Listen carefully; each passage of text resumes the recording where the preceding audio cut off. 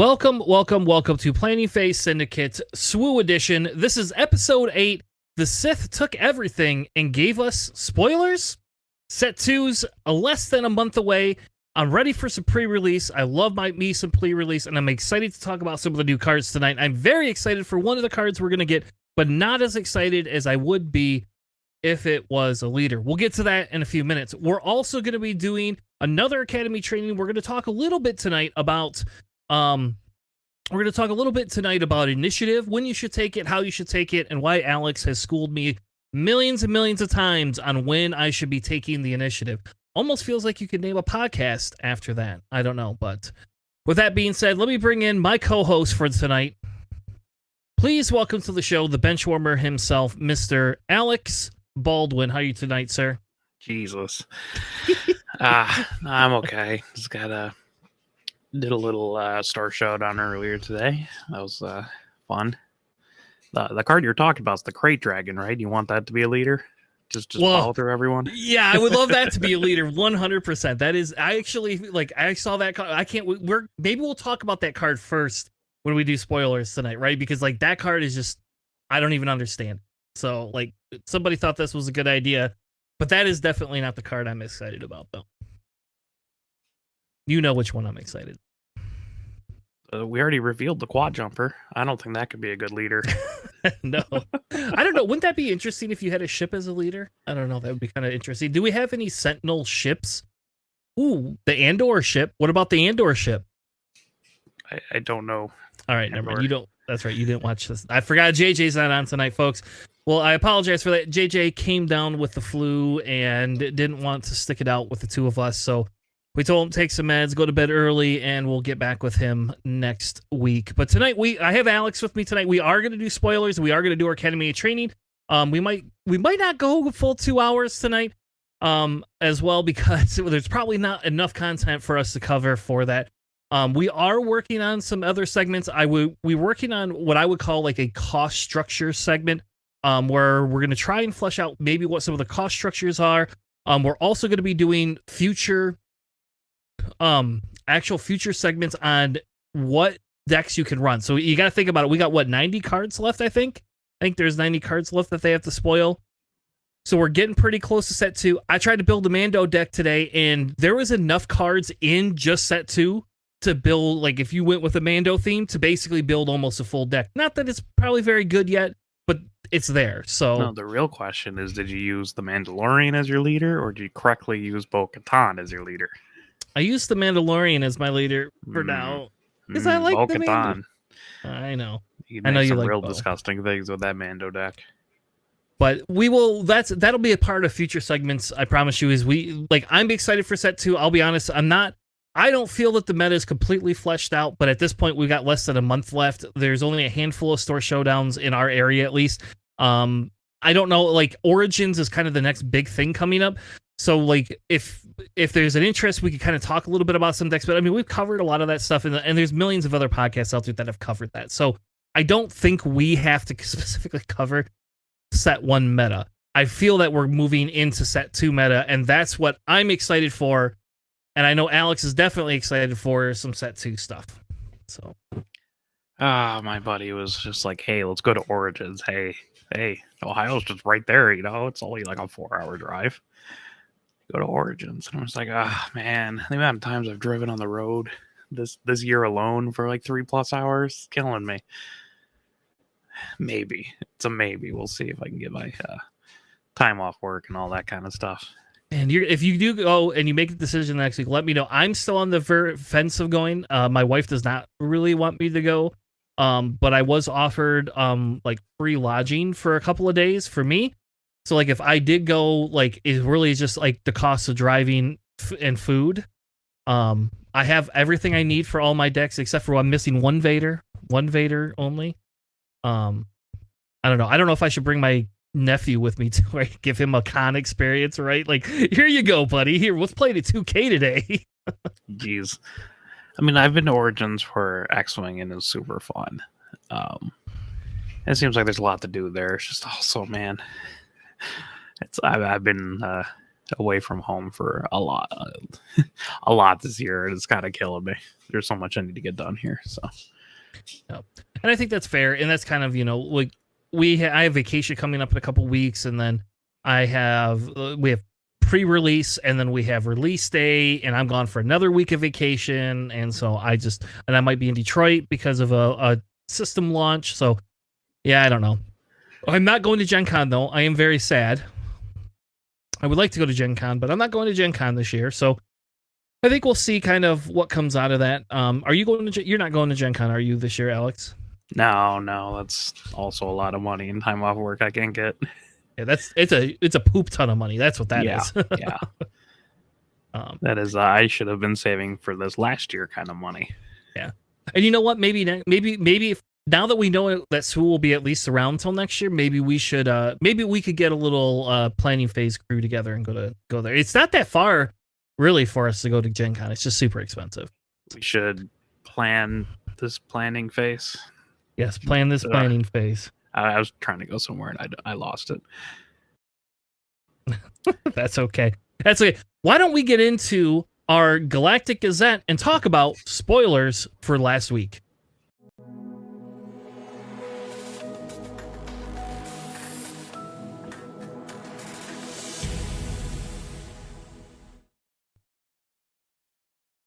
All right, welcome back, and we got some spoilers for you. We've got a ton of spoilers. We're not going to start with the card Tanner's super excited about. We're going to start at the top of what Tanner threw into the slides, but there is some cards on here, and we don't have 3 people tonight, so we literally, we're all going to get, so the first round, Alex will get 2, the second one I'll get 2. It'll be a super fun time. So, Alex, I'm going to let you go first. Which card out of these 3 are you most excited about to spoil for the group? Oh, man. Okay, so there's the 7 cost green event over here called Choose Sides. It is a rare, and it lets you just straight creature swap. It is choose a friendly non-leader unit and an enemy non-leader unit, and exchange control those units. Yeah, that's bonkers. That's silly. Yep, that's really silly. I don't need Traitorous anymore. I could just run Choose Sides. Yeah, what if I give you, this tiny little stormtrooper? I'll give you my V-Wing. It's perfect. I'll give you a V-Wing, and I will take, your Palpatine or your Vader or an Avenger, whatever you got out there, and you can have my humble little V-Wing. All right. So the next question I have, right, and this is stupid. If they have a super laser tech on the board, and you're at 7 resources with Pelt, do you steal their super laser tech with this card? Pop it, put a damage back on your own character, and then take your own character back? Is that the ultimate middle finger? That is really funny. I question your opponent playing a super laser tech when they have 7 resources, but that is the dream. Just we're gonna do a little rope the dope here and take my guy back and get out Palpatine a turn early. Yeah, and so if you're playing me and I'm playing Pelp, just know I am saving this card to specifically do that, just because I can. That's all I care. But yeah, I mean, this card is insane, right? Yes, if you have some low curve cards in your hand, and you played them either the turn before, or if they're super cheap, one costing a stormtrooper, and just be yeah, we're swapping sides here. Yeah, when they put this out, I literally almost just had a heart attack. I just was like, who thought what world did this give us the best? Who thought this is a good 7 cost card? This is 1 more than Change of Heart, and you get to permanently keep it. And you know how hard this card is going to be to play around? This card is going to be so insanely hard to play around.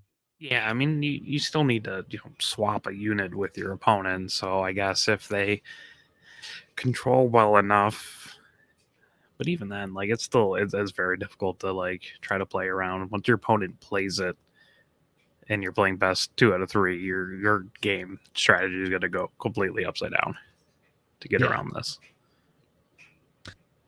Yeah. So this is on the cards of who thought this was a good idea, broken type thing. I don't know if this is quite broken yet, but I don't think it's broken, but I think it's awesome. This card is insane. I don't know. If they wanted randomness, this is like a dice roll right here, right? Like this card is like your dice roll because you're gonna have such a hard time playing around it unless like all you're playing is low cost units, right? I mean, I guess if you're only playing low cost units, you don't care as much. Like, oh my god, they stole my Sabine. I I mean, it's also kind of interesting, because there's bounties in this set, right? So you can just like load up, like if your opponent's loading up your units with bounties, and you just like, no, he's your bounty now, and I'll kill him, kind of thing.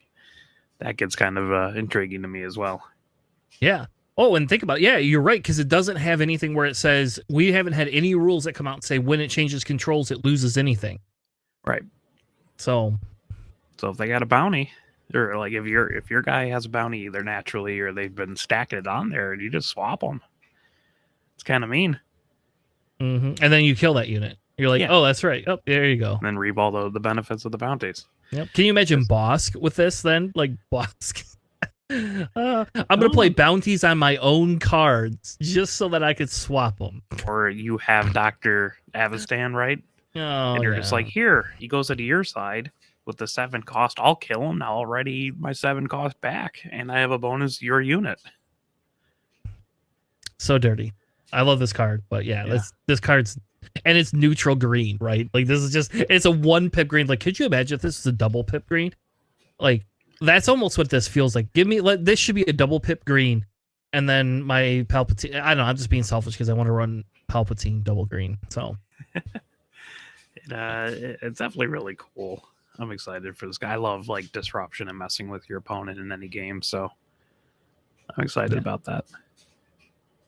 Watch out, folks. Alex is going to be building a disruption deck. That's what we're going to call it. It's its own tier because it doesn't win games. It just says, F you, you don't get to play the game today. Yeah, we're going to just do a bunch of hand destruction and creature swapping, and then we'll go to time and both double loss. Yep. All right, I like it. It's the new middle finger deck. Great, crazy. All right, let's move on to the next one. The next one we have is the Marauder. I'm going to take the Marauder. It is a fringe vehicle, and it's a transport for whatever reason that we need to know that for, not the set. It's a 5-cost rare 4/5 with a heroic and command, and then it is got ambush, right? What it says, when played, choose a card in your discard pile, put it into play as a resource if it shares a name with a unit you control. So I think obviously this is designed to work with the clone tech. This is definitely fits into that clone tech. I don't know like how good this will be. This is going to be situational, but I still think like, I mean, we have 3s of everything. So think about it. If you have a tech in play, you can play this and then pull your tech back out and put it as a resource. And oh, by the way, he has smuggle. So this is like helping with that smuggle. I think this mechanic is going to be a lot harder for people to get the hang of personally. I do think this is a really good card in of itself. So, oh yeah, I mean, like it just works perfectly with that clone synergy, right? Like, because you have a mega, right, pulling clones out of your deck, so you can just start getting ones that are the same, and then dumping them somehow, or smuggling them, and whatever. Plus, a 4/5 body on a 5-cost ambush isn't too bad either. No, the ambush is nice. Yes. And the 4 damage is like a good threshold to get over stuff, especially when you have 5 health. Yeah, and I like the fact that we're getting a few more vehicles. It's giving us more options to play. It's making that vehicle deck so much more. Give me a wedge vehicle deck. So also, again, because Millennium Falcon is a thing, right? It doesn't have to be the same Millennium Falcon, right? Because they all just share the name Millennium Falcon. Yes. Yep. So, hey, 4 different Falcons that you can just like play. Oh, man, cool. I wonder if we're gonna get like generic clones, right? Like just like Clone Z or Clone, I don't know, whatever. Just like some generic clone that you could just pull out like repeatedly. Well, I mean, you got like the clone deserters, right? True. They're okay. Generic E. But yeah, also like it is ramp, right? It is just ramp, which is really nice. Yes. especially if like you had a couple, clone deserters or like Echo or something. Um, especially Echo, right? Because when you play Echo, you can discard a card from your hand and then give Mm-hmm. 2 experience tokens to something the same, and then play the Marauder next turn, and then just take the guy that you just discarded and put it in your resource. Yep. Look at that. Seems strong. I might build a clone deck. All right. What's the last one we have from a show you didn't watch? I'm sure. It looks like the artwork for it. I know it's not. It just reminds me of those stupid bikers. But go ahead, Alex. Oh. What's the last one we have? So the one we have here is a stolen land speeder. It is a 3/2 for 1. It is a rare. It's an underworld vehicle and a speeder. When played, if you played this unit from your hand, your opponent takes control of it. And then as a bounty, if you own this unit, you can play it from your discard pile for free and give an experience token to it. So basically, after you get around to killing it, you can just be like, "Whoop, here it is. Now it's a 4/3."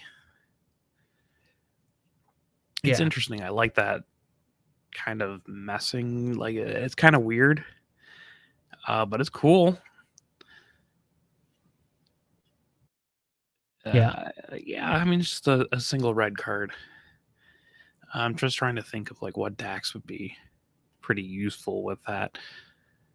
I mean, there's always like Kylo, I guess, right? Just to discard it and you can play it, but I think Kylo it could be good with. I mean, I don't know. How does Bosk really like use it? Bosk really probably can't use this card.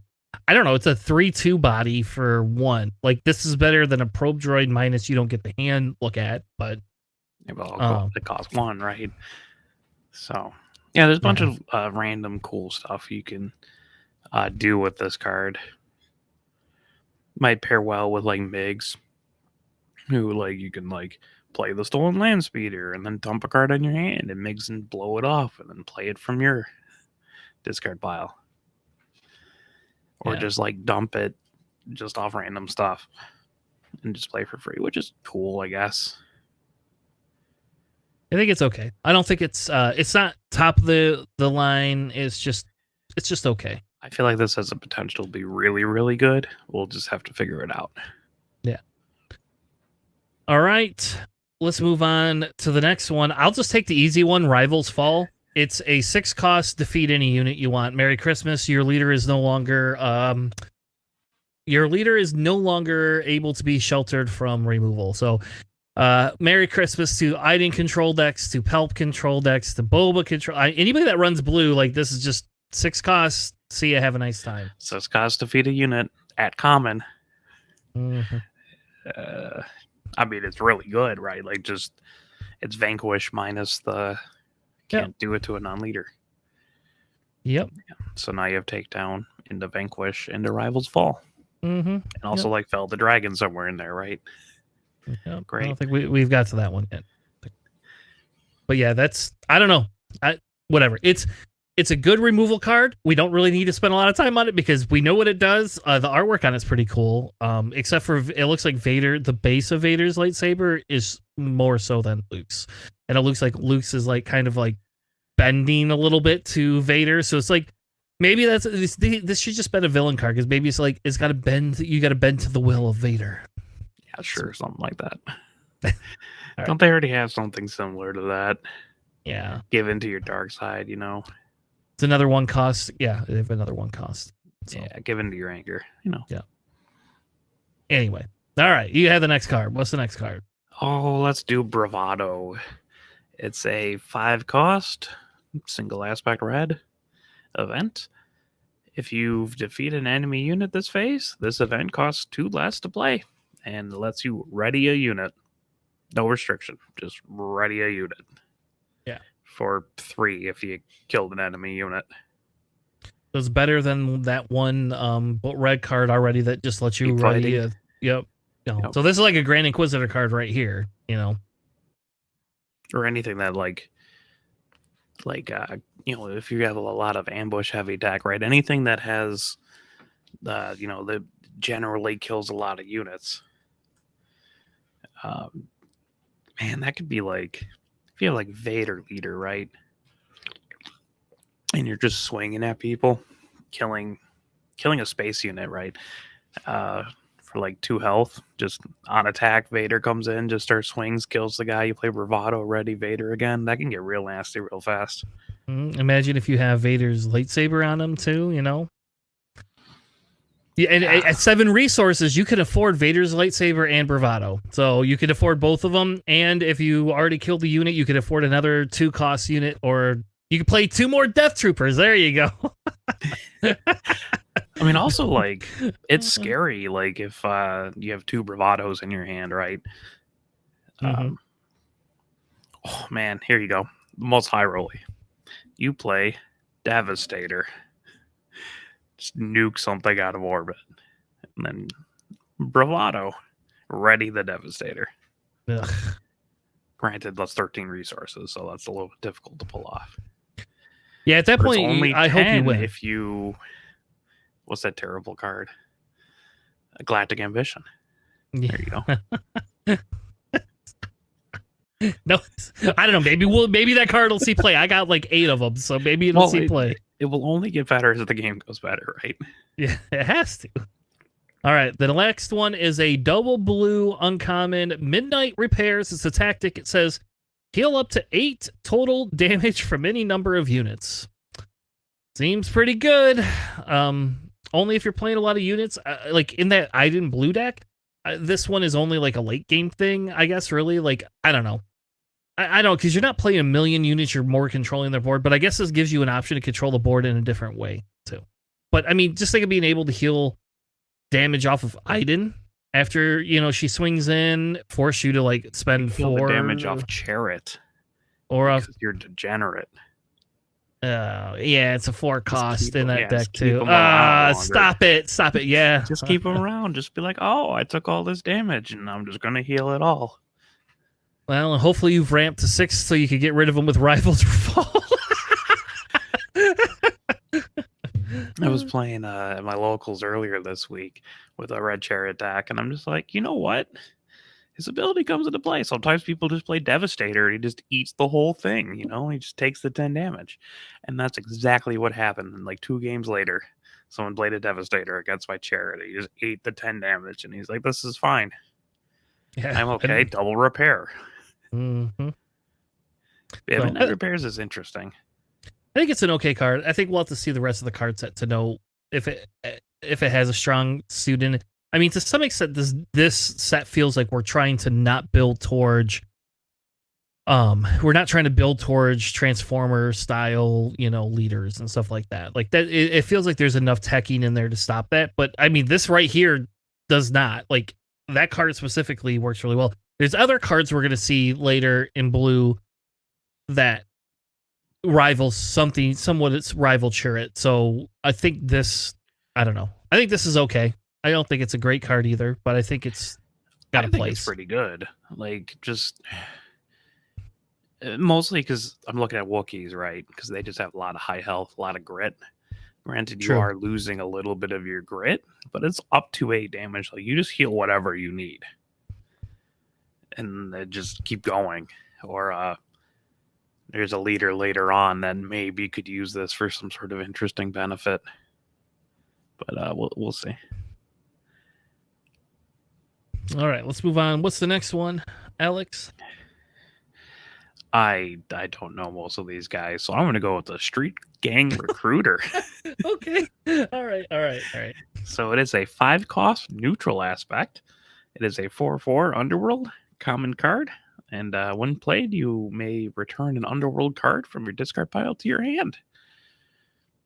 So there's a fair bit of like Underworld synergy in this set, especially a leader later on, right? But there's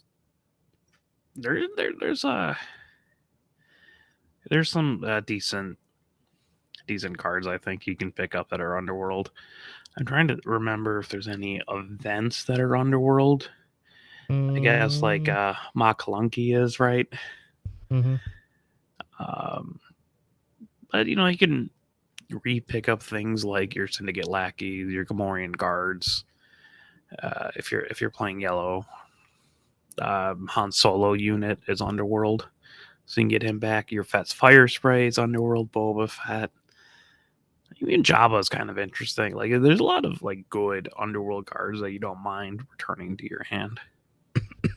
Yeah, and if you think about it, it's kind of anti-Miltech too a little bit. We're seeing some anti-Miltech in this set. Like I guess it's only one card, but you still get to put another bloody card back in your hand, into your hand, right? You know, so it gives you other options.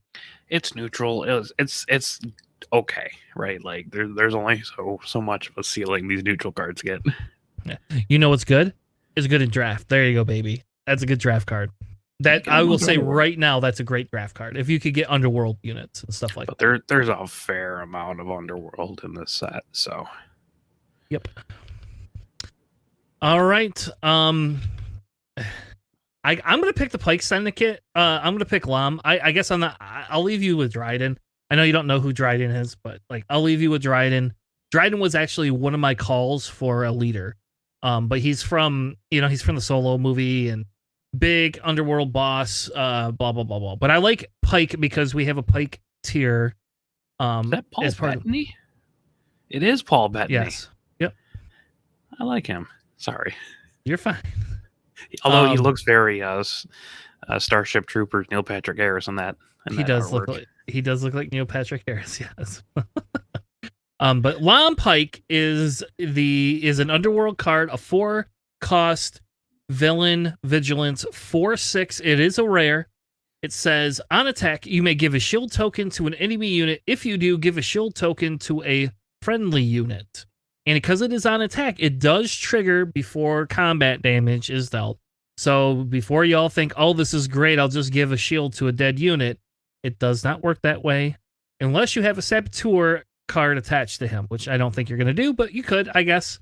You could do that. You could attach the, Skillful Infiltrator to this thing. Give it a shield and then just defeat the shield, right? But this card is a 5 smuggle. So you can put this card in there and just pull it back out. This card, in my opinion, is good. Especially if you have like against an entrenched unit, like whatever, give them a shield. You're not playing that side of the board. You don't care as much. It also works very good at being able to keep certain units you have alive that you want kept alive. So for example, you want to keep a Sentinel alive a round longer. Here you go. Have a shield, baby. And we're going to keep you alive longer. It could help your, I don't know, you don't have leaders that come out on 4, but like a Boba Fett could come out on 5. This would be very good with a Boba Fett leader, letting him keep himself around for a little bit longer to monopolize those resources that you would be getting. So what's even more interesting, this is give a shield to a friendly unit, and it's not another friendly unit. You can give it to yourself. You can like, oh, they have a V-Wing over there. I'm going to give that a shield, and then I'm going to give myself a shield as I'm swinging into someone. Or more comically, give their super laser tech a shield and make it so it's really hard for them to kill that thing. Yep. That's really funny in my mind. Yeah, it is. I think it's got really cool mechanics, and hence why I like it. It's a Pike, right? So like they're very iconic, obviously from the Clone Wars and stuff like that. Like they were a syndicate. It's kind of our thing. We're syndicate people, so that's why I picked it. I mean, this whole set is like our set. Like that's what this set is. Like they should have just called it the Planning Phase Syndicate set. Is what they should have. Maybe we'll rebrand the boxes. I don't know, because that's what it feels like. It's all of the syndicate world people. So I like this card a lot. And it's a May, which is nice. So you don't. It's not a forced thing. Yes. Which is good. Like the more options you have, the better cards get. Yep. And a 4/6 for 4 is not bad. No, this is still good. And again, you can do there is other things you can do with this thing. There is lots of things you can do with this. We learned Heroic Strike defeats the shield and doesn't defeat the character, and you get to draw a card out of it today. So, like we'll go over that at a different time. That's a different bucket of worms. But what is Dryden Voss, Alex? And do you like Dryden? I mean, he looks cool. No, so as a Dryden card. Voss is a 5/7 for 7. It's a yellow black. It's an Underworld. It's shielded. It's a legendary. When played, choose a capture card guarded by a unit you control. You may play it for free under your control. And I do love that because that's awesome. I think people might be. This is probably because there hasn't been too many cards revealed or something. I think people might be underestimating capture. But especially if you just can replay their units that you captured, right? You just straight turncoat them, which is awesome. Well, think about and think of it this way, like how about this? It's very thematic for Dryden, right? Because Dryden in the movies is very, like very aggressively diplomatic, saying, "Hey, I'm the crime boss that says screw you. You're gonna do what I say for the most part, right?" And one of the big things I think with this card is like if you could capture something that's like of value, and then be able to play Dryden that churn or the next turn, like you just. Like, they have to then kill that unit. Like, they don't get to uncapture it. It doesn't go back to them. And if you think Traitorous was a pain in the butt, and you hated Traitorous, and we'll get to that story. I have that story. I'll tell that story after we get through the spoilers today. I have a story from playing on Carabas. But Dryden, not only is that 5/7, like, so he's got that a little bit extra health, he comes in shielded, too. Like, it's just, this is like Dooku on steroids, almost. Except for instead of you defeating it, you're just taking their unit. This is my card right here. This is me. Yeah, and there's stuff that a friendly unit captures an enemy unit in the same area. Doesn't have to be like take captive. Doesn't have to be the same power. Some of them are like, oh, equal to their or less power or something. But some of the other ones where you just don't have the restriction on what you can capture. Or what we looked at last week, legal authority, right?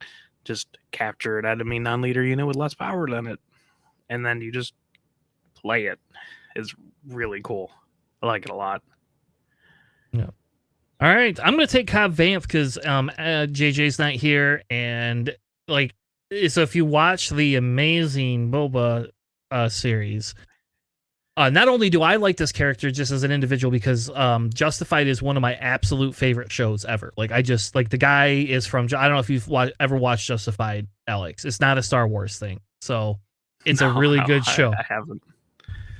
I've seen Deadwood. Does that count?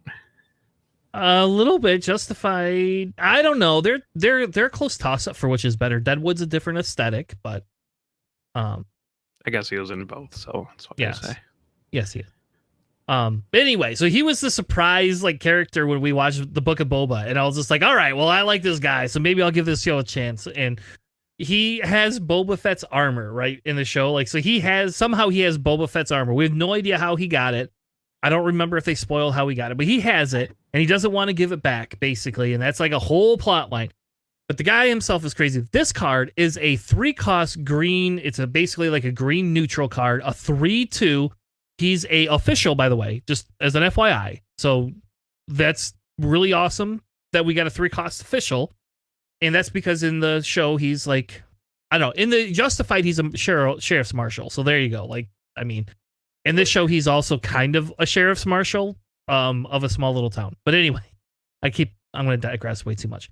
When defeated, search the top 10 cards of your deck for a unit that costs 2 or less and discard it.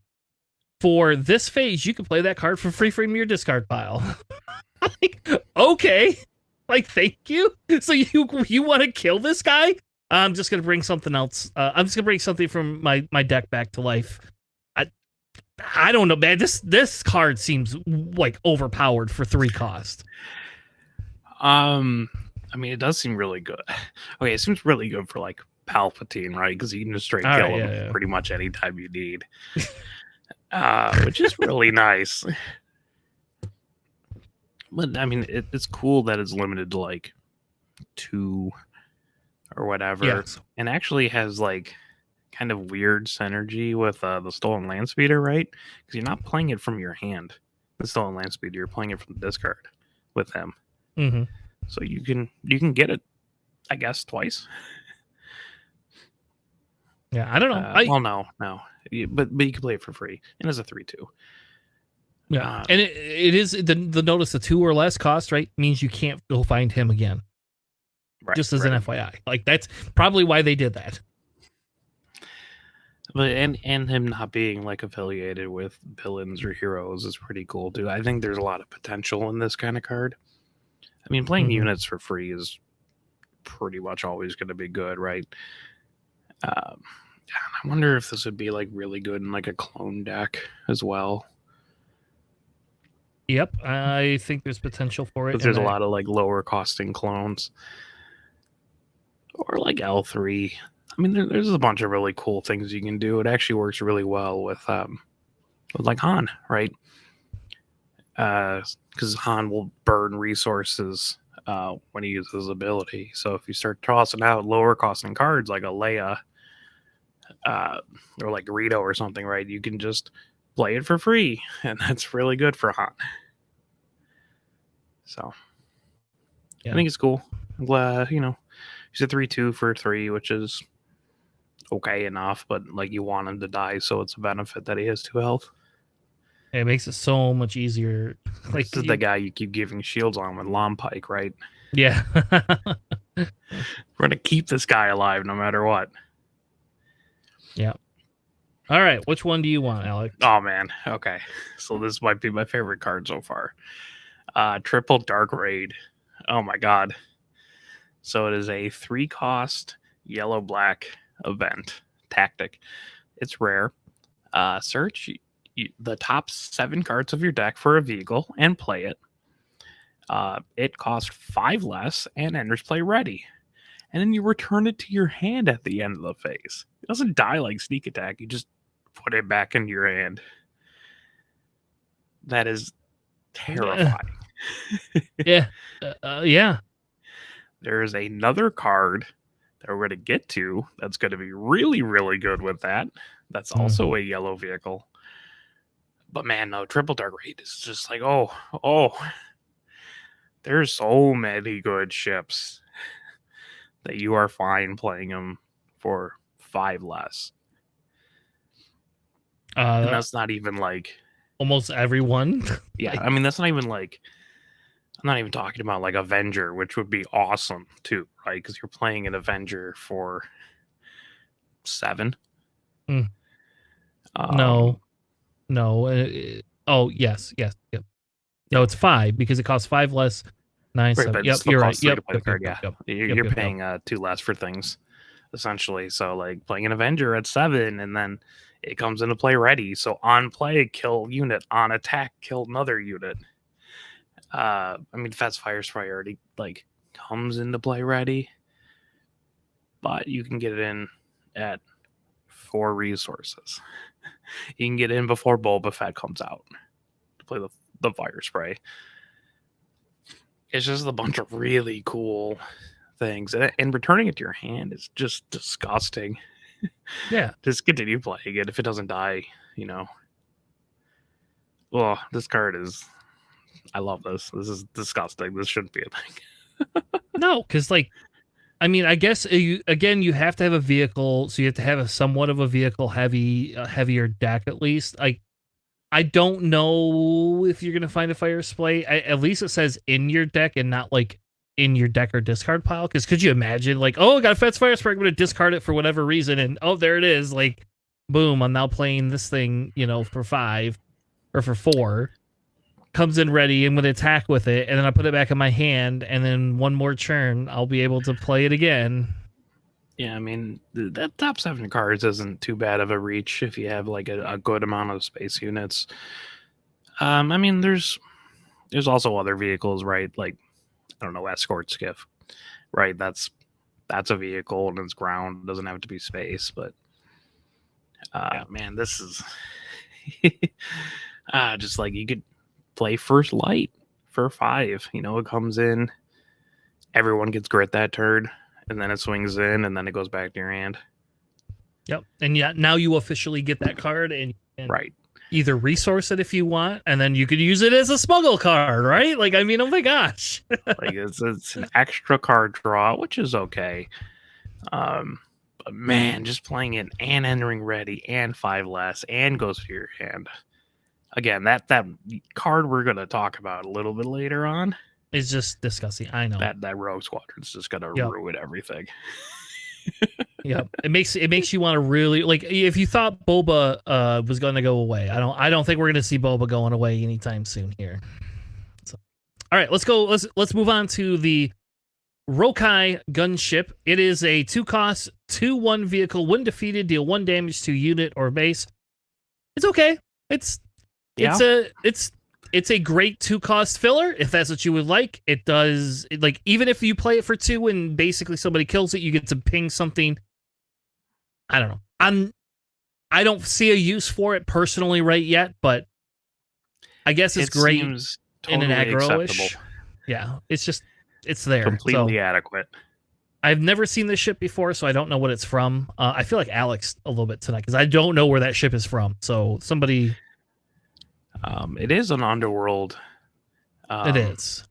Just as note, so that's fun. Oh, shoot. There's the next... Oh, my gosh. All right,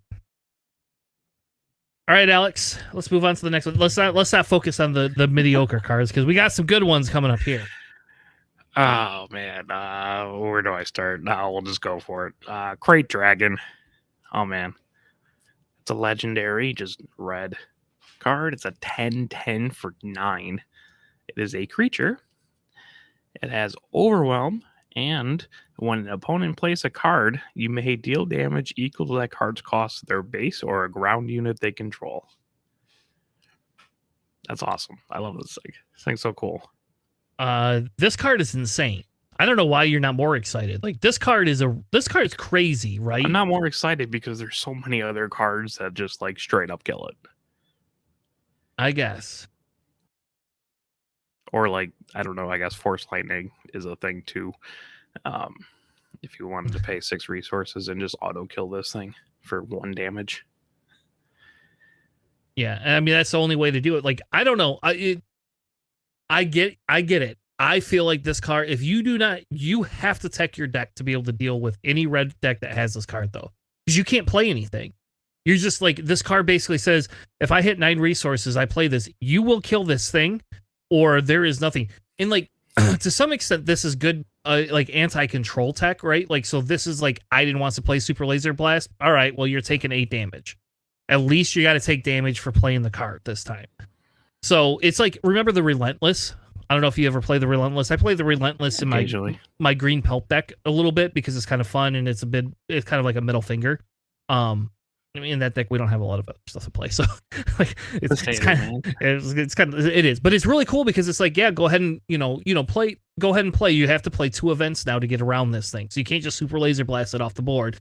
You now have to play something else first. Oh, you played a Power of the Dark Side now with Super Laser Blast. I know what's coming, But anyway. This card basically says, but this is every time you play a card. Yep. Every time you play a card, period. You like when this hits the board, you have to kill this. You can't let this thing sit around at all. Yeah, it's a good game ender for red if you're not going against like some hard control. Because again, you have Vanquish, right? That kill it. I mean, you take 5 damage, but you just killed it. I mean, you got Rival's Fall. Take 6 damage, but you also kill it. You got Fell the Dragon. You take 4 damage, but you also kill it. And, like I said, like Force Lightning, there's other ways of like getting around to it. You can waylay it back. There's other ways of like getting around it. But it is super, super cool. And I like it. It's a good, like, I'm going to try to end this game right now kind of card. Like the Devastator is, right? Mm-hmm. And it's 1 cheaper. You gonna run this into your Pelp deck? Yeah, that would kind of be hard for them to deal with, eh? Yep. and if you're running red, and I know you have this card, I'm not bringing Pelp out till you play. Right? Yeah, that's the other thing. I'll just steal this stupid thing. Oh, I'll take 1 damage from the V-Wing that I just played, and then I will kill my V-Wing and take your Crate Dragon. Thank you. Hey, you don't even need to kill the V-Wing, right? You got that 7 cost 2 sides. Just trade the V-Wing for the Crate Dragon. All right. So here's the thing. Does everybody just take that trade sides card, even if it costs 9, right? You just take the stupid thing so you can hold on to it. So when somebody plays this, you can just take their dragon. Be like, here you go. I'm going to play this. You're going to be Palpatine. You're going to ping it and steal it. And then I'm just going to choose sides again. Yep. And we're just going to toss this V-Wing back and forth for this dragon. while dealing each other 7 damage at a time. Yep. Mm. All right, the next one I'm going to take Kragan because that is technically the boss of the next card, so might as well just kind of go in order here. Oh. He is a Warbird captain. He is a 6-cost villain, 6 for he's I don't think they thought this. Yeah, I don't think that they thought this one through. It's an evil man. It is. And if you watch Resistance, he's like the worst character in Resistance. He's cool because he's a pirate, right? He's a pirate. That's what it is. If we get his ship, just so you know, if we get his ship, by the way, in Destiny we had him and his ship. If we get his ship, I love like his pirate ship. Just is amazing. It just looks amazing. Like it's just super cool looking. And I don't know. We might get if we're getting this, we might get his ship.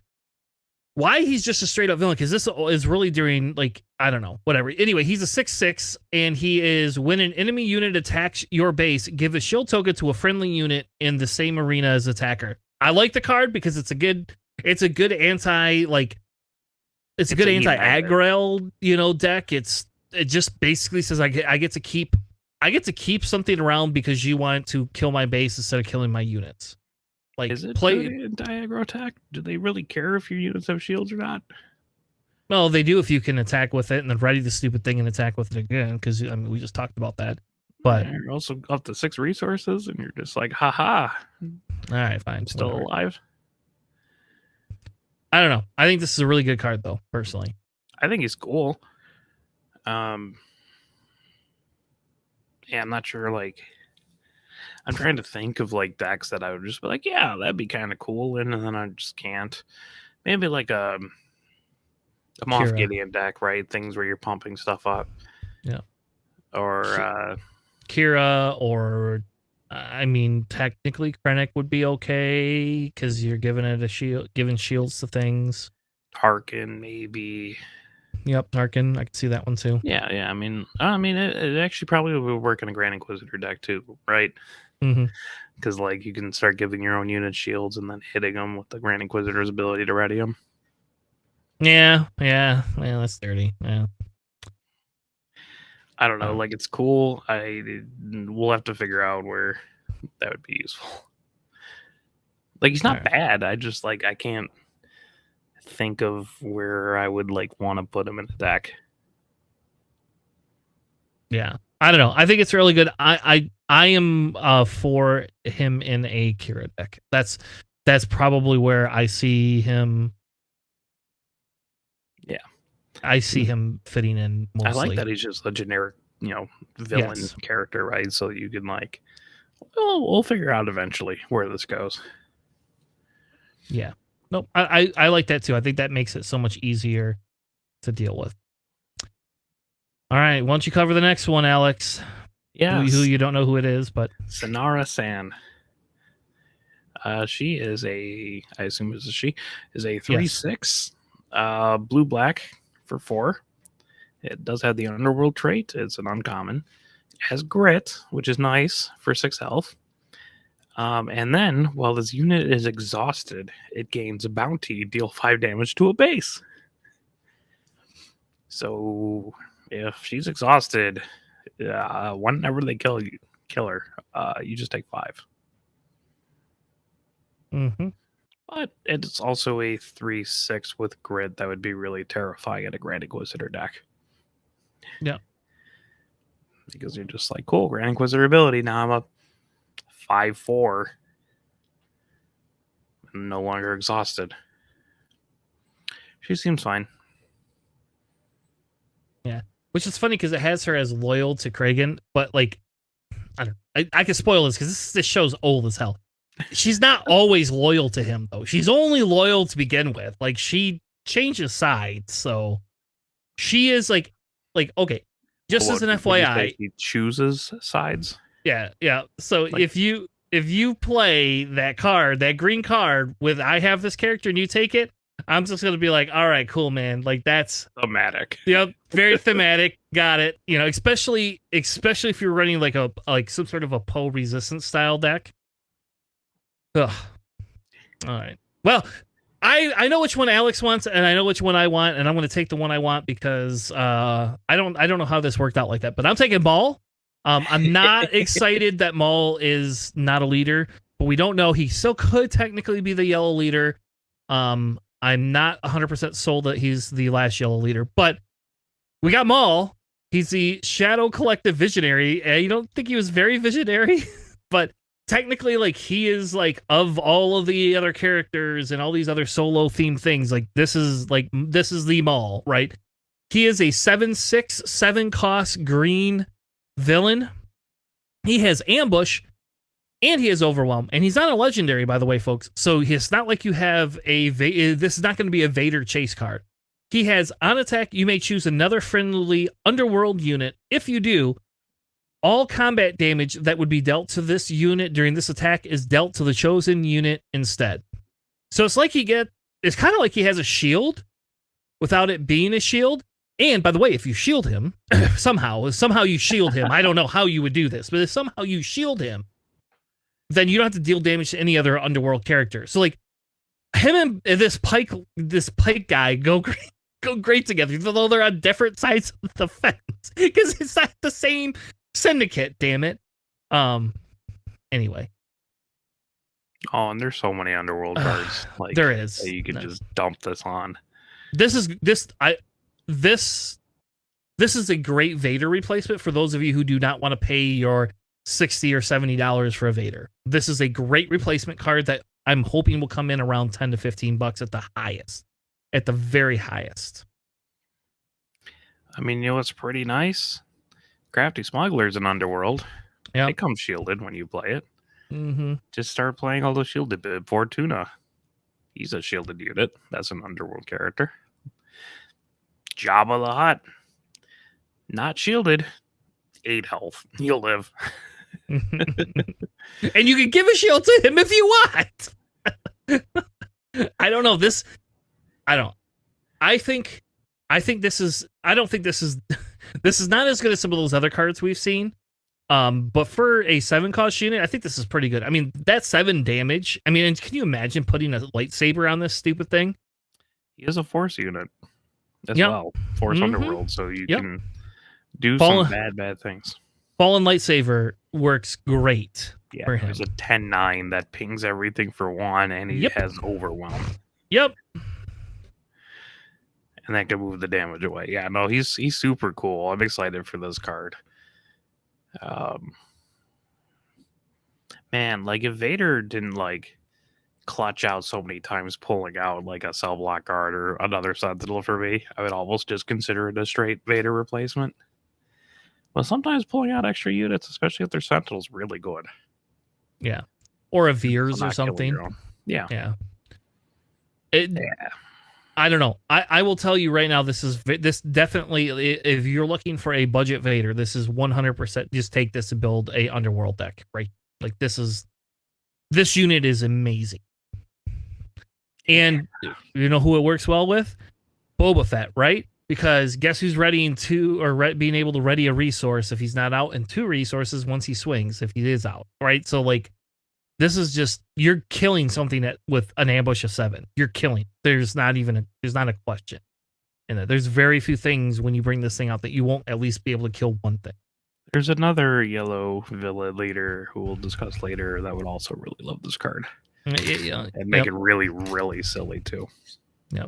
Well, it fits the Underworld theme. So, all right. Pick your card, Alex. We know which one you want. Yeah, it's definitely the Xanadu Blood. Mm-hmm. That thing's so cool. It is a 4/6 for 6, yellow black underworld vehicle fighter. It's got raid 2. When played / on attack, you may return another friendly non-leader underworld unit to its owner's hand. If you do, exhaust an enemy unit or resource. Mm-hmm. You can triple dark raid this for 4 resources. And then when you play it, it swings in for 6 because it has raid 2. You can return a crafty smuggler or whatever to your hand, exhaust one of their resources.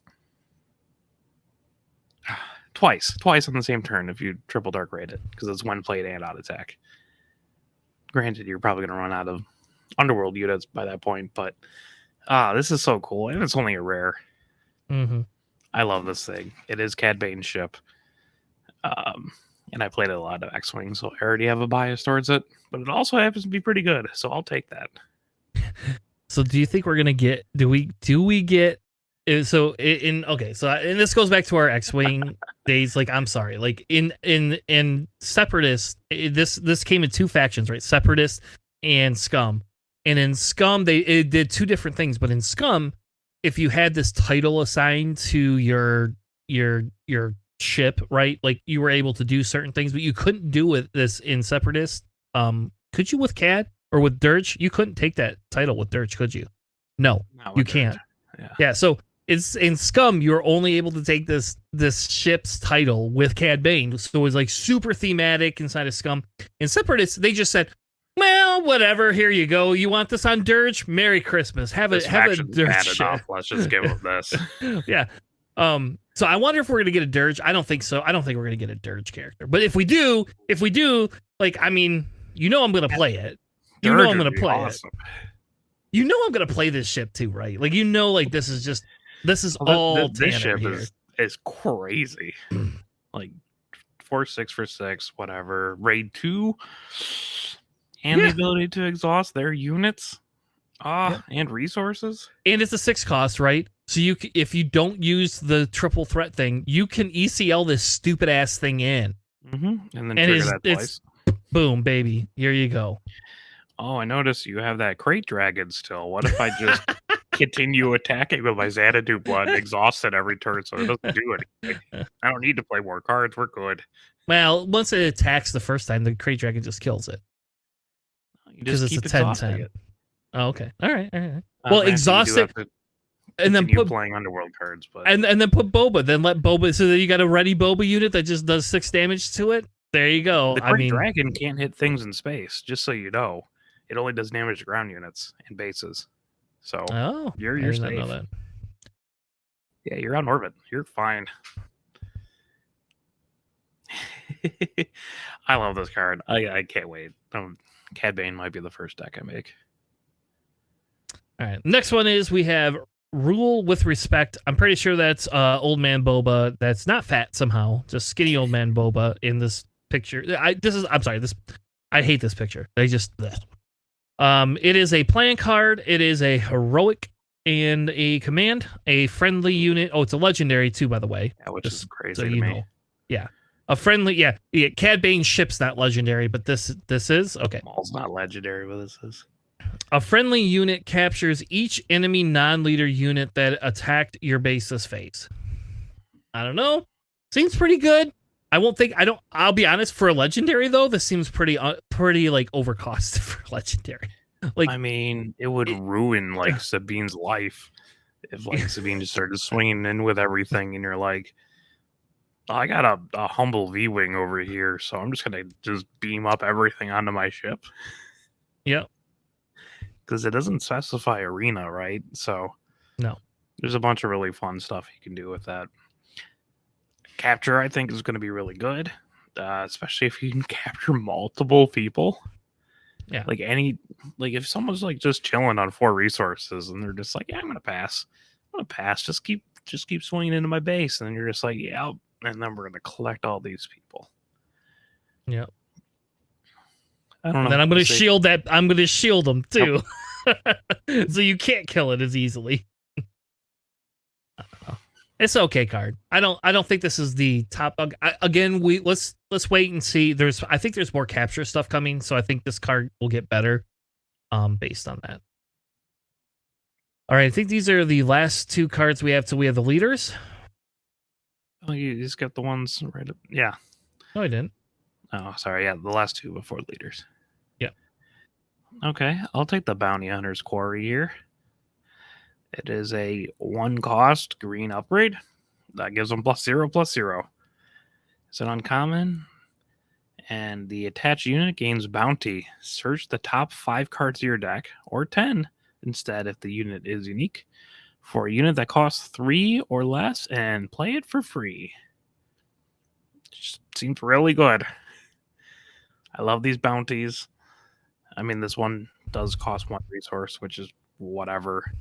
Search my top 10 cards for something that costs 3 or less, like a Fifth Brother or a Super Laser Attack because it's green, or really just anything silly. Warner Heartsog is 3 costs, right? So you can just start really, really laying on the bounties with that kind of stuff. I think this is a great card.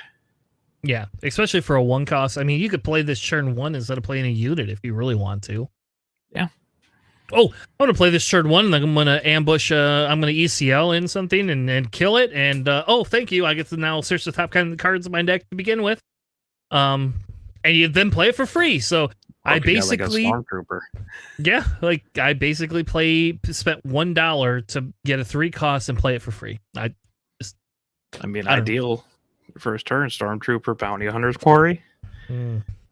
You know this is going to be a staple in boss decks, right? I mean, can you imagine? This is like turn 1 boss, and boss can take ECL if boss wants to, and boss can then just turn around and be like, "Boom! I get to pull two units out. Thank you. Like I get to play 2 for free.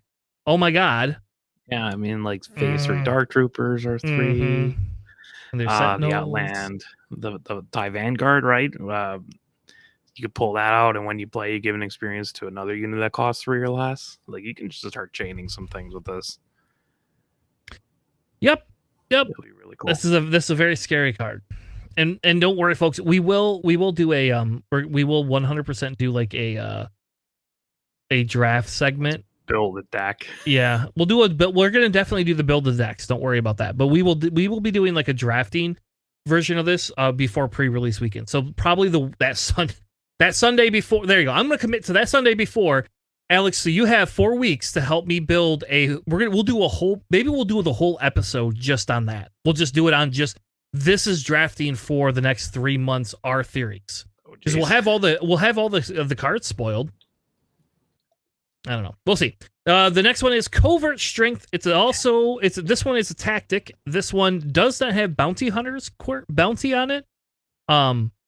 This one just says heal 2 damage from a unit and give an experience token to it. So that's pretty cool. It's also got a smuggle for 2 costs more. So basically you can heal damage from a unit and give an experience token to it. For 1 cost. So I don't think it's as good as Bounty Hunter's Query, but I do think that's still a pretty good. It's real nice for a Chariot deck. Yep, and the artwork on it is hilarious. It's the armor punching a Stormtrooper. So like it's so thematic to like put this in your Mando deck, please. Just do yourself a favor and put it in your Mando deck. I mean, healing 2 is fine, but also giving experience is really nice. And then there's a lot of Mandalorians that are like, hey, not even Mandalorians, there's a lot of cards in the set are like, hey, if this is upgraded, gain X benefit. Mm-hmm. And that's just an auto, like, they don't even have to be damaged. You can just be like, well, here's an experience token for 1, which is Merry Christmas. Great, but it's flexible, especially with the smuggle where you're just like, I don't really need this right now. But maybe in the future I will. Yeah, I need it later when I got to pull it out to kill like an Obi-Wan or something like that that's got Sentinel on it or some other crazy thing. I just need this, my Luke leader is taking a lot of damage. I'm just going to heal 2 from him and then give him an experience token. Don't give people ideas. All right, Alex, I think I know which one you want. You can pick which leader do you want? Oh, I got to go with Cad Bane. Look at that hat. All right. He's so cool. So this it's a common leader for the Yellow Villain, Cad Bane, who needs no introduction, is his subtitle, which I can respect. He's an Underworld bounty hunter. And when you play an Underworld card, you may exhaust this leader. If you do, your opponent chooses a unit they control and deal 1 damage to it. Then he comes out on 6. He's a 2/8. With Raid 2. And then, when you play an Underworld card, you may choose an opponent, they choose a unit they control, and they deal 2 damage to it. And you can only use this ability once each round. The 2/8 is awkward, but the raid 2 really helps. Like 8 health is a lot. And just playing underworld cards and like forcing your opponent to deal themselves damage is really funny. And I like it. And he's cool. And I'm probably going to build a deck with him almost immediately. And I really like his hat. You like that? I know you don't even watch the shows. Like Cad Bane's iconic. And he looks so cool. He's got a hat. He's got tubes. And he's blue. That's all I need. Yep. And like he's a gunslinger. Okay. I'm big. I like Stephen King. If y'all didn't like, if you haven't listened to our other podcasts, we have another podcast where we did X-Wing stuff. I like Stephen King and I like gunslingers. So like this is like a theme.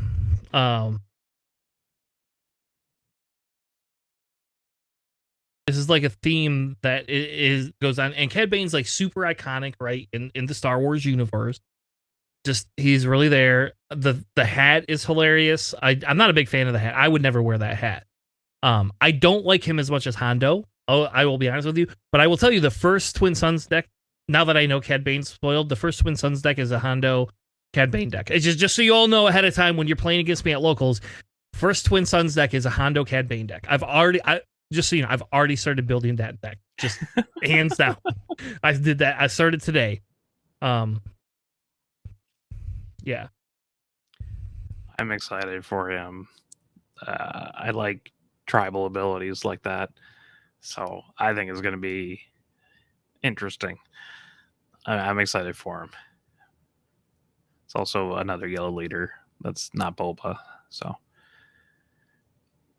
Yeah. I don't know. I agree with you. The deck is going to be different, but yes, with Maul, like this deck seems to work really well with Maul. And it's just like you drop Maul, you tell him do 2 damage to something, and then Maul ambush and overwhelms it. Yep. So it's a 9 damage, goes into something. It's pretty good. So I don't know. I don't know how well it will be compared to some of the other leaders we have.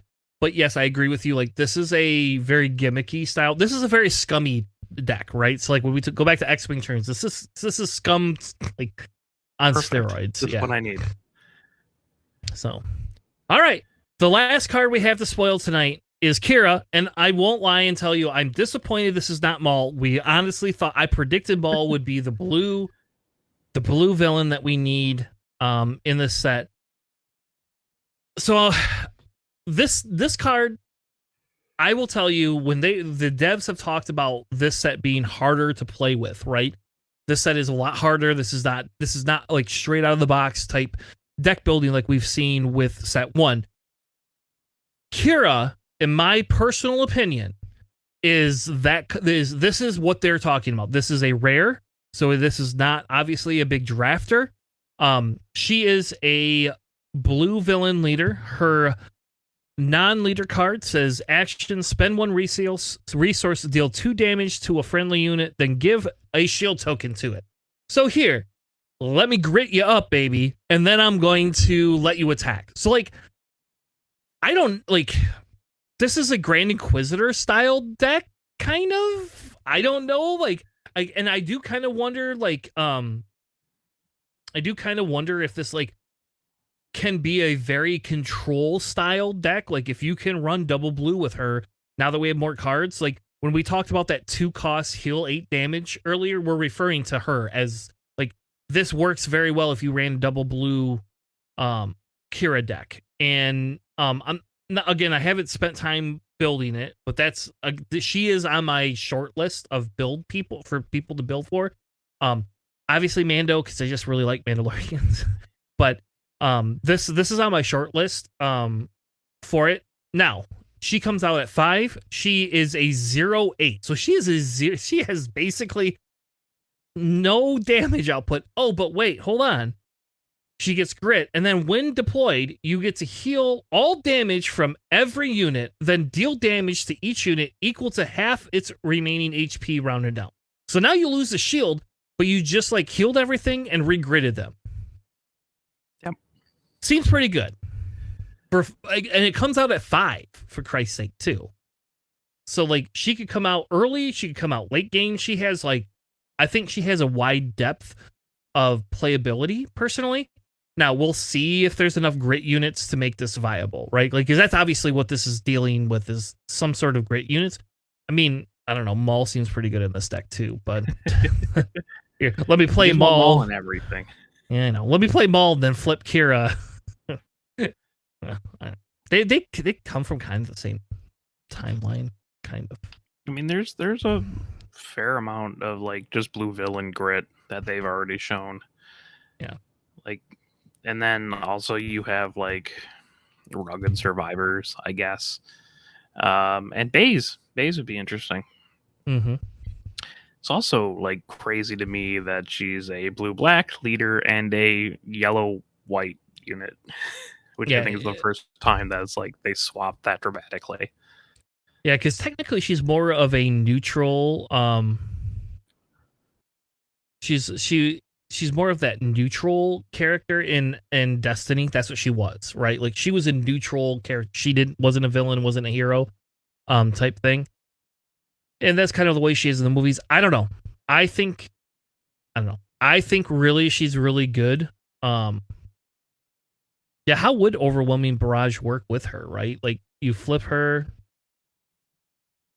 everything gets healed and everything takes damage, right? So she's a 4/4, which is kind of rough being a 4/4 again like that, because takedown exists. Open fire will kill. You know, you don't get the shield like you do with Iden. So it's kind of awkward. Not sure how I feel about that 4/4. So, I mean, she only comes out on 5, which is earlier, I guess. Let me heal my 8 damage from her. How about that? So, like, let me bring her out, make her a 4/4, and then heal the damage back. And cool. Now she's an 08, so anyone that attacks her could just do so for free for the first hit. Yeah, I guess. I don't know. I think it's I still think this is pretty good. This is one of the leaders that like I've been looking to build around too, as somewhat of an Iden style replacement. She is Underworld, so she has that Underworld tech. I don't know if it's as good as Cad Bane's Underworld tech, but it's there. So I got a good name for a grid-based deck with her. I'm gonna call it the Gritastrophe. Gritastrophe. Oh, you're killing me. Killing me, Gritastrophe. Awesome. All right. Well, that was our Galactic Gazette. We went actually longer than I thought. We didn't have JJ. We went longer. We just must be the talkers in this group. Well, there's a ton of cards they revealed, right? And not as much as that 1 week though. So sure, but it was 20 cards and 2 leaders. And then the ones that they revealed, and they're like, whoopsies, next Thursday. Never mind. That never happened. Yeah. We are not covering those. We aren't going to talk about them. They exist. They are. They're out there somewhere in the ether. They're out there. You could find them. They're not going to be on our Discord because I'll just delete the posts. They are what I would call invisible tastic. So if you've ever seen the show or Invincible, if you've ever seen the Invincible show, when you see these cards next week, you'll laugh. So, all right, let's move on to our Academy training segment. We are going to be talking tonight about taking the initiative.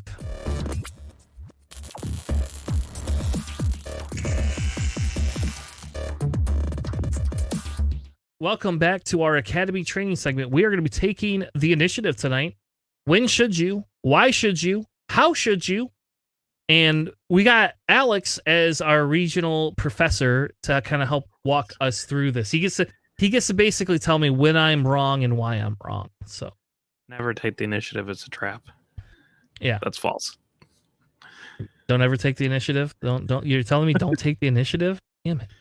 I thought you told me to always take the initiative, Alex. Why are you now telling me not to take the initiative? I take the initiative before I even play any cards. You're like, yeah, I'm just going to take the initiative. Thanks. You can have it. Whatever you want to do. Against Sabine, you're like, I'll play 6 units today, and I'll just take the initiative. Yeah. All right. To kind of kick this off, so we came up with a couple of different things, right? So, like, one of the things I wanted to do with this segment is I wanted to talk a little bit about why we're taking the initiative, right? When should you do it? How should you do it? And I don't. This is really just going to kind of be. This is again, our academy training segment is essentially designed to kind of help work through and help people learn playing the game. So this is not like we're not going to go into some complex detail of like when you take it with Pelp or when you would take it with Iden or when you take it with Sabine specifically. But what I've done is thrown a few examples in there, and of course I use Pelp because I have a bad habit of playing a lot of Palpatine. Thanks to Alex, actually. And so a lot of the times, so there's times when you want to take the initiative and you just go, well, should I or should I not? Should I be doing this or should I be playing cards? Should I be taking it because I'm going to die? Should I not be taking it because I'm not going to die? Am I in control? All these questions, that's kind of what I want to talk about tonight. So to kick it off with is really your first turn, right? So in X-Wing, it was not turn 0 because turn 0 is when you would resource your cards. This is essentially your first turn. What do you have? You already did your mulligans. You've already done your stuff. Hopefully you got a 2-cost card in there that you could play turn 1. Otherwise, you're just taking the initiative, right? Like, that's a simple one.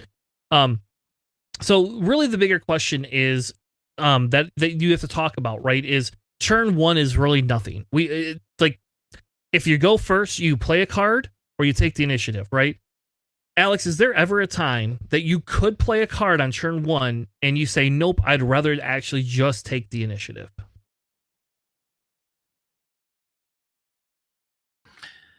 I mean, it really kind of depends on what like deck and what cards you're playing. There's a couple times where it's like you actually have to make interesting decisions if you're playing like Sabine leader, right? If the initiative is more valuable to you than pinging one off each other's base. That's the most common one where you're just like, that's an actual decision point when I play. Or maybe like Luke, if you got like an R2D2 or Alliance Dispatcher, you have to weigh if it's worth putting a shield. More so on R2D2 than it is on Alliance Dispatcher because he almost always just windmill slap that shield token on the Alliance Dispatcher. But if like you have R2D2, you're just like, well, if I play R2D2, opponent plays a card, do I put a shield on R2D2 and then I'll just lose the initiative? What are they going to do?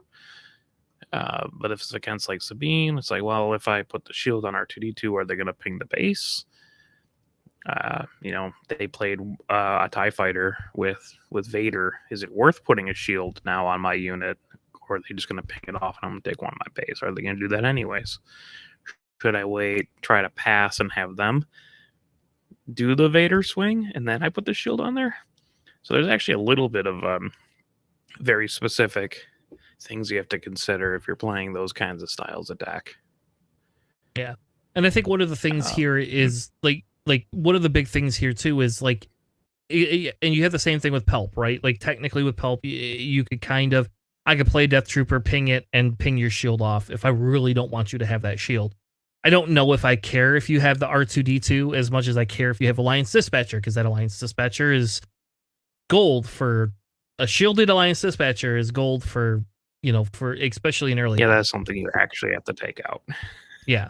Otherwise, unless you're Pelp, then I don't care quite as much. But yes, I agree. Like you have to be very careful with that one, because it just lets you play. But that's the thing. Like too is if you've already played all your resources, who cares? Just take your initiative. But like if you're the Sabine player and in hand you have like ambush damage, or I guess I don't want to call it ambush because that's actually a keyword here, but like if you have a fleet lieutenant that allows you to activate. So I'm sorry, and I apologize because in Destiny we called it ambush, right? When we would activate a character early. So they changed the terminology on us and it sucks a little bit.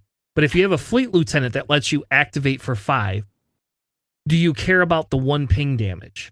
Or would you rather just be able to go first because you're playing against a control deck or a deck that has something that can kill it? So like if you play an A-Wing and they play, let's say if they're also an aggro deck and they play something on the other side of the board, is it more important to go first or is it more important to be able to ping that extra damage? And that's kind of the question, that's where the kind of the question comes from, right? So against an aggro deck, do you care as much because you're not trading that unit?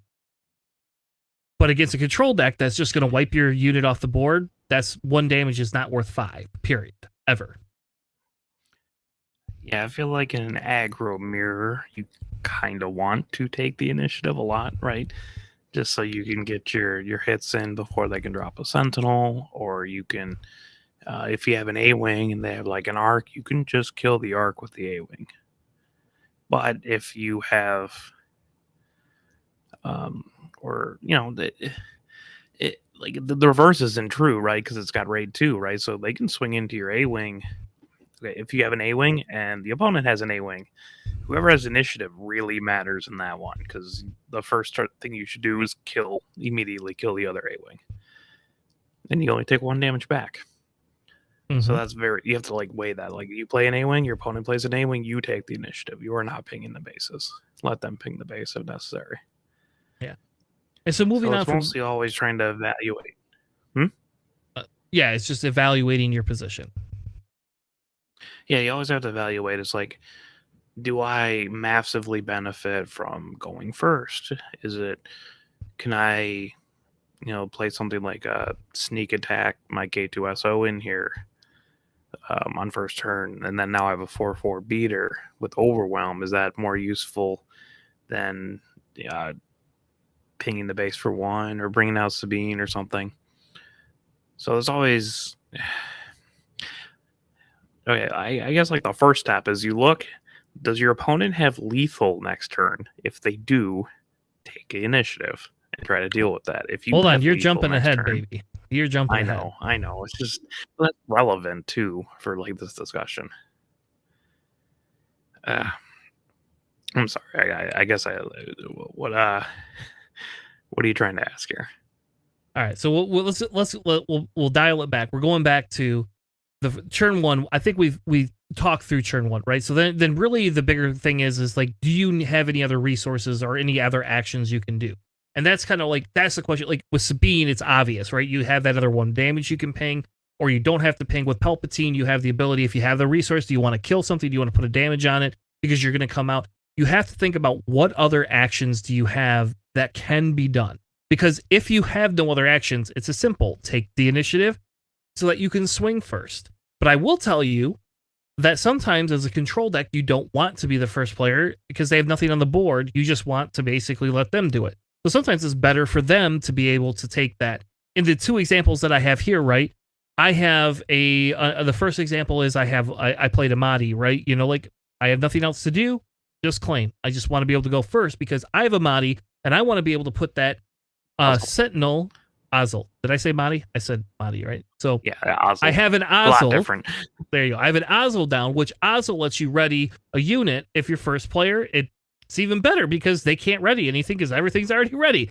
So it's a great play to be able to ready that other Sentinel unit that you have come out. If that's what you want to do, you could just take that Sentinel, you can make it ready, and you could say, hey, go ahead. If you can't kill this Sentinel in 1 attack, I'm just going to swing into your other thing, and I'm going to hopefully take out 2 units at the same time. So that's what you got to think about is like, do you have any other actions? Well, no. What is my next turn 1 action going to be? And that kind of leads us into the next side. Are you in control of your game, right? Like, what do you need to do to be able to be in control of the game specifically? And I think that's where that's when we start talking about, not do you need to take it specifically because you're going to be killed, because that's a whole nother scenario we'll talk about in a second. But this one is saying is, are you in control of the board? Are you not in control of the board? What do you need to do? In this example, I did not have an entrenched, but that Fang Fighter, for example, if I had an entrenched unit, I would want to turn around and say, I want to unentrench my unit so that it's able to do something other than just sit there and look pretty. In this case, in this example, it's I wanted first initiative. I gave up going second on purpose, or I gave up a resource or 2 the last turn specifically so I could play my Ruthless Raider to kill their unit before they could do anything with it. So I saved myself the 4 damage. I'm able to do 2 damage to the base on top of that, and now I have a ready unit. Now, can you imagine if I would have Ozzel on the other side? I can then ready that stupid thing too, and then attack with it. That's even better. So yeah, if you play a lot of Ozzel, it is like you understand how important like taking the initiative early, or like, if you have a wing out, like, is it worth taking the initiative, or is it worth doing 1 damage, right? Or even 2 or 3? Sometimes it is more useful, especially with Ozzel, just to take the initiative and drop a big thing next turn that's ready. Yep. I was playing a local of mine. He's running Blue Palpatine, and he's constantly just like taking the initiative early. He's got regional governors out there, and he's like, they do 1 damage. I'd rather be able to play something to mess you up next turn, or like drop an Avenger when you only have 1 unit, kind of thing, in order to like take it all. So it's sometimes like it's very important just to be like, is that 2 damage worth it, or should I just take the initiative so I can play more impactful play, or maintain control of the board state so they can't like worm their way out of it. It works too with like Sabine example you're saying with like the fleet lieutenants, right? If they have like an echo based defender and you have a fleet lieutenant like R2D2, you should take the initiative, play the fleet lieutenant, and kill their echo based defender before they can just kill your R2D2 and still be around and have 2 health left. So that is a very important thing you got to look at. It's just like, can I make a very important immediate impact on this board right now? And if you can, then it's worth, you don't have lethal. Yeah, sometimes that's definitely something you need to consider. Yeah. And that's like, I know it feels like that's only a control thing, but I'm telling you, it is not. In this game, it is not a control thing. It is a game state, like a game ending state thing. I could tell you, for example, and I'll give another example. I was playing Red Palpatine, and I was playing against a Tarkin deck, and somebody had a beefed up TIE fighter. They swung into the base. They had 4 damage left on the base. They had 3 or 4 resources still available. They took initiative. Well, I still had 5 resources and another unit to swing in. That couldn't kill the TIE, but basically I couldn't kill their base or the TIE. Well, guess who had a Traitorous in their hand? I pulled their unit, basically cleared their board because they took initiative because they thought, oh, I'm just going to swing in. Now, again, traditionally, you would think that that's probably an okay play, but here now, Tanner has all the units. You can't ambush anything. You can't play anything ready unless you have something miraculously that does that, or you could run a Vader into something. But guess what? I just took control of your whole board state, and I'm not doing it as just to be the control player. I just figured you might as well not have a unit that could come into it. Now, the other opposite would be is if I had an overwhelming barrage, which ironically I did. I could have done it either which way. I could have overwhelming barraged it and then murdered the stupid thing and still cleared the board and then swung in, but it wouldn't have been lethal. So this allowed me to give my board an enhanced state, and then on top of that swing in, and then on top of that have, the potential to be bigger next turn. So that's the bigger thing is, are you in control of the board? Are you not in control of the game? And, different decks have different tempo sets of when you should be in control. If by turn 6 you're not in control with aggro, you're probably not winning the game. You're just probably not going to do it. You might, but you're probably not going to. If you're a control deck and you're playing against an aggro deck at turn 6, you got 4 damage left on your base, you're probably not winning that game unless you can heal a bunch, So that's one of the big things. Yeah, even like I was playing Green Luke earlier today, right?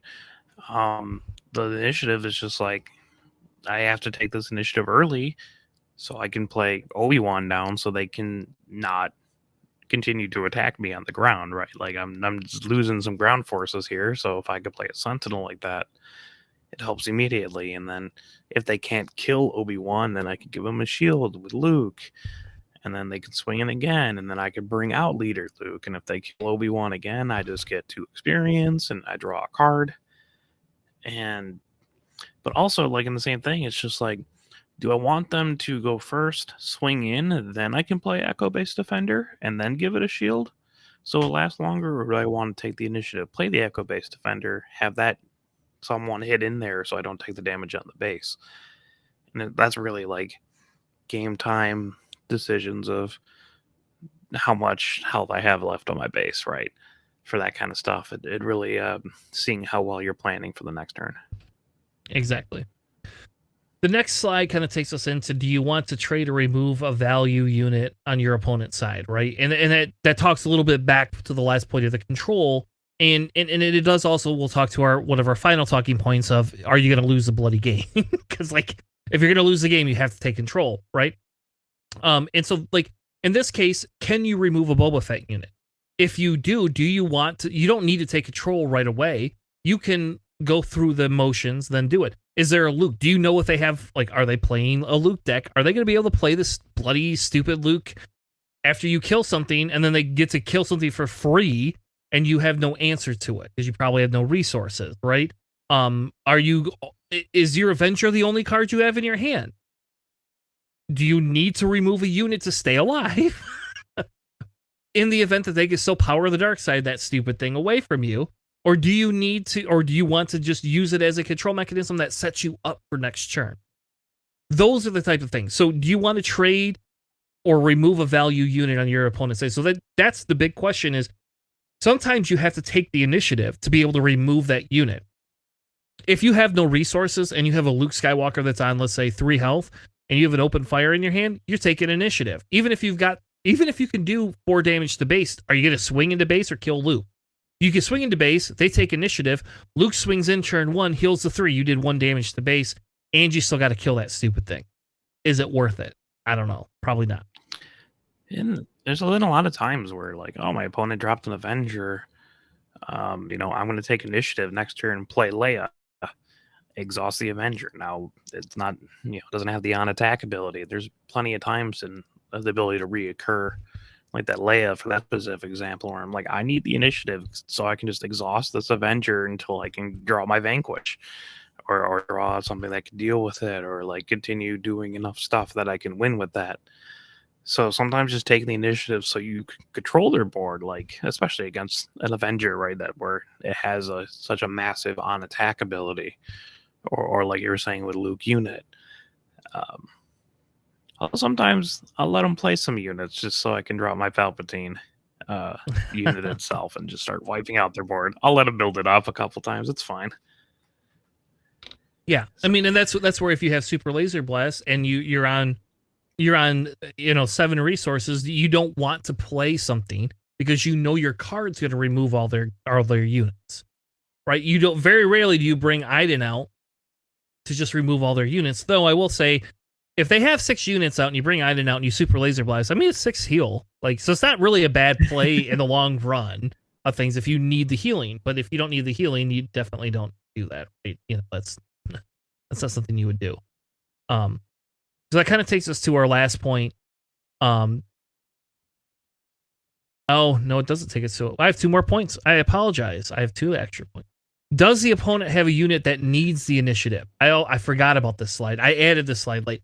Does your opponent have a unit that needs initiative? So Cantina Bragheart is a great one, right? Like, if they play that turn 1 and then play a Bentek 2 tubes, do you want the initiative so you could kill that without taking damage back? Absolutely, right? Like, I sure as heck don't care as long as if I could kill that thing and not take any damage back, On their side, that Consortium Star Viper, I'll tell you on Saturday that I played a guy that ran that in I think it was a Tarkin deck. No, it was a Krennic deck. I don't remember. It was a Krennic deck. He was running a Krennic green deck, and he was running this Viper, and like he had 3 of them on the board at one time. And so when he was able to swing, he was restoring for 2. So if he doesn't have the initiative, if I have the initiative, yeah, you still are swinging in my base, but I'm denying you that 2 restore. So if his base has 3 or 4 damage on it, who gives a crap? You play around that. But if his base has 10, 15 damage on it, you might want to not let him heal for 2 or 4 or 6, depending on what it is. And you may want to be able to take that. I put the Star Wing on there just because that has that, but really nobody plays that card. Nobody plays it. Like Baze is pretty important for this too, right? Because if you have the initiative, you have Sentinel, and he's got grit, so it can be really nasty if you can't just outright kill him in one hit. So sometimes maybe taking the initiative early just to kill Baze or get past Baze into their base or something is pretty important. Granted, there's not like a crazy amount of like, oh, if you have the initiative, do X in this game, thankfully. But it does, there's some semi-relevant cards at least that have that. If you have the initiative, do X. Yeah. And I bet we'll get more. So that takes us, there you go. Now we're into the last point, right? Do you have lethality, right? Like, are you on lethal? So in this example for here, these units, I have to take initiative if I can't kill some of their units, because they're going to be able to do damage back to me next turn to eliminate it. So if I can't take out some of their units, again, this is a little bit of a bad example only because I only have 16 damage, but they're still going to be able to swing in with 9 this turn, and then next turn they're going to be able to, that puts them at 11. All they need is 11 damage. So do you have to do it to avoid lethal? So Alex, that was a point you were trying to make a little bit earlier.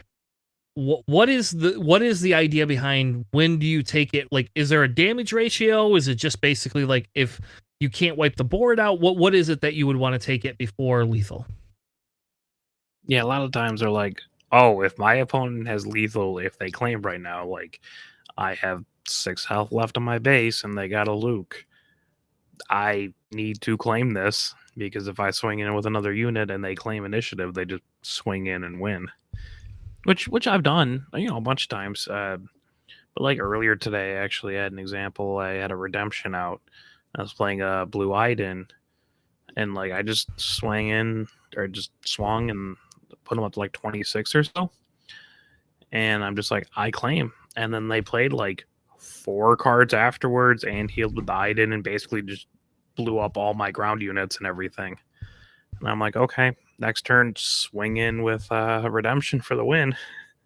And he's like, oh, yeah. And I'm like, yeah, I gave up a lot on the last turn for it, but I had lethal, which, is a little bit questionable sometimes if they're able to heal past it. Like if he had like a cargo juggernaut in hand, I'd be kind of screwed. But sometimes it's like, well, if I have enough lethal and they're either low on resources or like I have 5 left to do on their base and I got a 6 attack guy in space and like a 7 attack guy in ground, they have 1 action. They're not going to be able to kill both of them, right? Unless, super laser blast or something like that, right? So, but if you take the initiative, they can't do it either way. So sometimes you just gotta see if you have lethal, and they're not like haven't played a card this turn kind of thing, because it's a little bit hard to account for that. You could just take initiative early and just end the game. Or if your opponent has lethal, you're just like, well, I have to end this early, if I draw like a U-wing reinforcement, so I get Sentinel in both lanes or something, right? Yep, so exactly. Yeah, if you're going, always evaluate the board, and you're like, well, I die next turn if they just claim initiative. I've claimed initiative and like not even played a card that turn. It was just like I swing in with my Devastator. I did 10 damage. I claim. I don't care about playing cards because I know you're not going to kill that thing and I'm going to win. So yeah. All right. Any other thing? Anything else on taking initiative? Or I mean, the more games you play, the more you kind of see these patterns. But if you're aware of the patterns, it helps. Well, that will wrap up our Academy training segment on taking the initiative. Thank you all for joining us for our our Academy training segment about taking the initiative and why, when, and who, and why Alex is better about making that decision than I am, because most of the time I make it incorrectly. But that is another Academy of Training segment that we have in the books. With that being said, why don't we wrap up this episode? Let's get out of here. We went over time, like way over time compared to what I thought we were going to. And I'm excited to be able to look at some of the spoilers tomorrow, which are dropping. If you have not yet, we have a YouTube channel and a podcast channel. You're welcome to join us on either side. Help fill out our subscriber base on our YouTube. Even if you don't watch on YouTube, join us on YouTube just so that you can help fill out that subscriber base, so that it'll help us get some numbers. We have some interesting announcement that I can't technically mention right now, but we will be able to mention it hopefully here in the next upcoming weeks that we have. So with that being said, thank you all so much for joining us. Have a good night, and we'll see you on the Flippity Flop.